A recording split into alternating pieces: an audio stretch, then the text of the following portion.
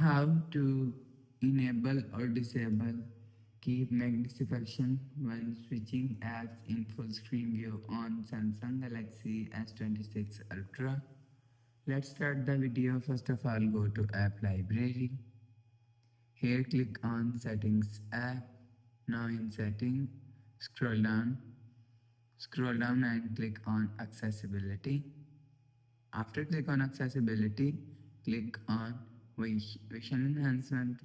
After click on vision enhancement, scroll down, scroll down and click on magnification.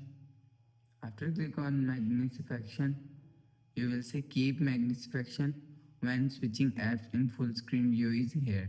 If you want to disable keep magnification when switching app in full screen view, turn off this button. After turn off this button, you will see keep magnification when switching app in full screen view is disabled. If you want to enable keep magnification when switching app in full screen view is, so turn on this button. After turn on this button, you will see keep magnification when switching app in full screen is enabled. You will enable or disable keep magnification when switching apps in full screen view from here. After the process, go back to home screen.